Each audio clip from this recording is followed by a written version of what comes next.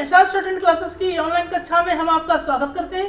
मेरे प्यारे छात्रों, ये टेस्ट संख्या 3 स्किल टेस्ट ग्रेड सी आने वाले 10 सेकंडों में हम इसको प्रारंभ करेंगे। आप लोग कॉपी और कलम के साथ तैयार रहें।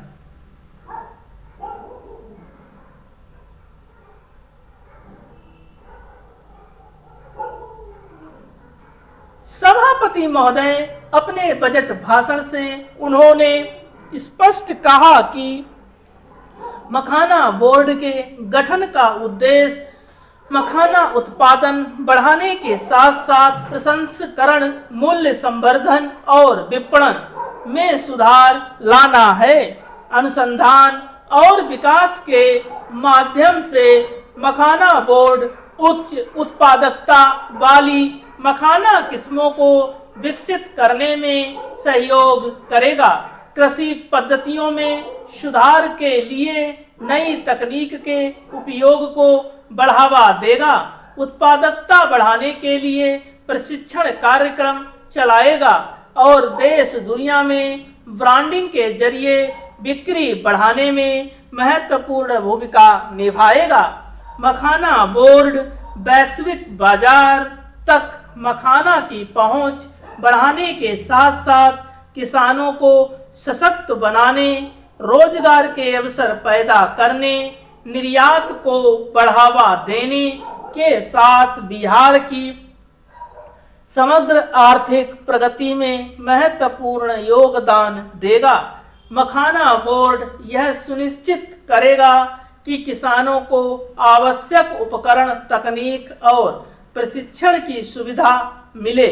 यह व्यापक दृष्टिकोण परंपरागत श्रम गहन विधियों और अधिक कुशल आधुनिक कृषि प्रथाओं के बीच की खाई को कम करेगा, जिससे मखाना की उत्पादकता के साथ साथ लाभप्रदता में भी वृद्धि होगी।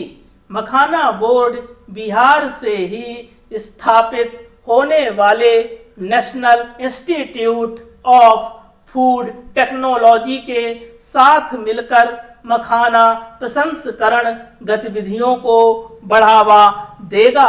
इस तरह मखाना बोर्ड का गठन होने से मिथिला के सुपर फूड वैश्विक बाजारों में पहुंच तेजी से बढ़ेगी और किसानों एवं निर्यातकों के लिए नए अवसर पैदा होंगे।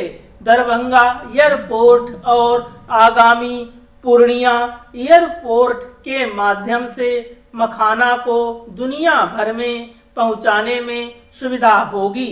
इससे उत्तर बिहार में लाखों की संख्या में रोजगार के नए अवसर पैदा होंगे। कुल मिलाकर मखाना बोर्ड का गठन बिहार के लिए एक अहम बदलाव साबित होगा। अगर मखाना की प्रोसेसिंग एवं पैकेजिंग के क्षेत्र में बड़ी कंपनियां मिथिला आकर निवेश करें, मखाना के विभिन्न उत्पादों को मार्केट से लिंक किया जाए और उसकी बेहतर ब्रांडिंग एवं मार्केटिंग हो तो बड़ी संख्या में रोजगार के नए अवसर पैदा होंगे और मिथिला से पलायन को रोकने में मदद मिलेगी। निश्चित रूप से मखाना मिथिला और बिहार की आने वाली पीढ़ियों के लिए उद्यमिता और रोजगार का एक स्थायी एवं समृद्ध साधन बनेगा। प्रधानमंत्री नरेंद्र मोदी ने अपने मासिक रेडियो कार्यक्रम मन की बात में जल संरक्षण पर जोर देकर देश की जनता को उपयुक्त समय पर एक सही संदेश देने का काम किया। ऐसा करते हुए उन्होंने यह जो मखाना बोर्ड का विषय है उसे उपयुक्त समय में सही संदेश देने का काम किया।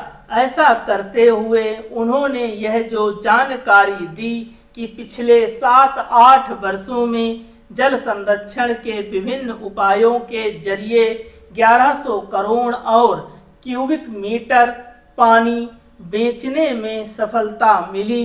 वह लोगों को उत्साहित करने और पानी की महत्ता को समझने के लिए प्रेरित करने वाली है। निसंदेह यह किसी उपलब्धि से कम नहीं कि जल संरक्षण के उपायों के जरिए बड़ी मात्रा में पानी बचाने में सफलता मिली है और प्रधानमंत्री ने इसका उल्लेख इसलिए किया क्योंकि उनकी सरकार ने जल संरक्षण के लिए नीतिगत स्तर पर कुछ उल्लेखनीय कार्य किए हैं, लेकिन अभी इस दिशा में बहुत कुछ करने की आवश्यकता है।